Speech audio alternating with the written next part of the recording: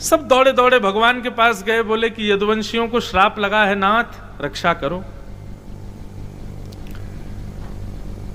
तो भगवान ने थोड़ी देर तो विचार किया, थोड़ी देर सुनाई, तो सब यदुवंशी रोने लगे, बोले नाथ हम आपके वंशधर हैं। सब लोग विचार करते हैं कि भैया द्वारिकाधीश के वंशज हैं, इन पर किस प्रकार की कैसी आपत्ति विपत्ति। ठीक है, हम मानते हैं हम लोगों से अपराध हो गया, लेकिन नाथ आप स्वामी हो, हमारी रक्षा करो। तो द्वारिकाधीश बोले विचार करता हूं, रुको। थोड़ी देर विचार करने के बाद में भगवान बोले आ गया। बहुत सुंदर एक भाव समझ में आया है।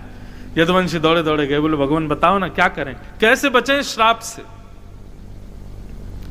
तो द्वारिकाधीश बोले देखो, हमारे इस सौराष्ट्र की भूमि में एक शंकर जी का मंदिर है और उनका नाम है सोमेश्वर महादेव, श्री सोमनाथ। और सोमनाथ भगवान की कथा भगवान कृष्ण ने यदुवंशियों को सुनाई। यदुवंशी बोले कौन है सोमनाथ, इनका क्या प्रभाव है। बोले भैया दक्ष प्रजापति ने अपनी समस्त पुत्रियों का विवाह चंद्रमा के साथ में किया, लेकिन चंद्रमा सबसे ज्यादा प्रेम करता है रोहिणी नाम की पत्नी से, दक्ष की बेटी। बाकी की बेटियों को ज्यादा प्रेम नहीं करता, जिसकी वजह से बाकी की बेटियों ने जाके दक्ष से शिकायत कर दी। बोले चंद्रमा जो है रोहिणी को ज्यादा प्रेम करते हैं, हमसे नहीं करते। रोष में भर करके बिना सोच विचार किए दक्ष ने श्राप दे दिया, तुमको रूप का बहुत अभिमान है चंद्रमा, मैं तुमको श्राप देता हूं, तुम अपने रूप से विहीन हो जाओगे।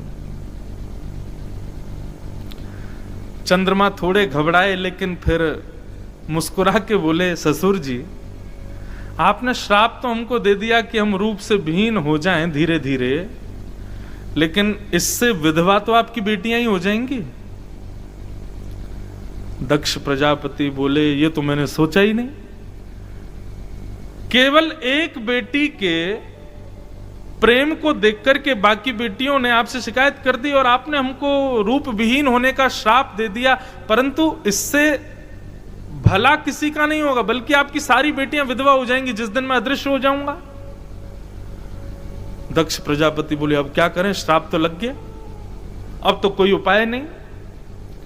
तब इसी भूमि पर साक्षात चंद्रमा प्रकट हुए और उन्होंने महादेव की उपासना की, महादेव को प्रणाम किया। जब तप किया, समुद्र के किनारे खड़े होकर के धीरे धीरे उनका रूप कम होता जा रहा था। जैसी अमावस्या प्रारंभ होने वाली थी, भगवान शिव दया की मूर्ति हैं, दया के देव हैं, करुणावतार हैं। चंद्रमा के कष्ट को देख ना सके और देवादिदेव महादेव सोमनाथ बन करके प्रकट हो गए।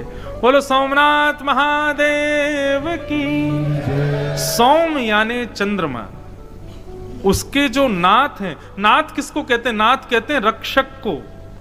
नाथ शब्द का अर्थ होता है रक्षक। सोम यानी चंद्रमा के जो रक्षक हैं वो सोमनाथ।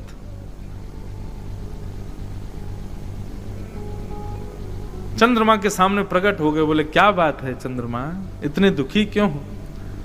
तब चंद्र ने चरणों में प्रणाम करके अपना भाव बताया। बोले मैं रूप विहीन होने के श्राप से शापित हूं महाराज, आप कृपा करो। महादेव ने कहा देखो भाई, श्राप को नकारा तो नहीं जा सकता, श्राप तो तुमको लगेगा, लेकिन तुम्हारी भक्ति से हम इतने प्रसन्न हैं, तुम्हारे भाव से इतने प्रसन्न हैं कि हम आशीष देते हैं कि 15 दिन आप अपने ससुर जी के शाप से शापित रहोगे, लेकिन उसके बाद 15 दिन के लिए हमारे आशीर्वाद से पुनः अपने रूप में प्रवृत्त हो जाओगे। श्राप तो लगेगा, लेकिन हमारा आशीर्वाद भी मिलेगा। तो एकम से लेकर के और अमावस्या तक चंद्रमा जो है वो श्राप में रहते हैं, लेकिन उसके बाद प्रारंभ होता है महादेव का आशीर्वाद और पुनः अपने रूप में आने लग जाते हैं। और पूर्णिमा के दिन पूर्ण चंद्राकार आकाश में चंद्रमा प्रवृत्त हो जाते हैं। ऐसे महादेव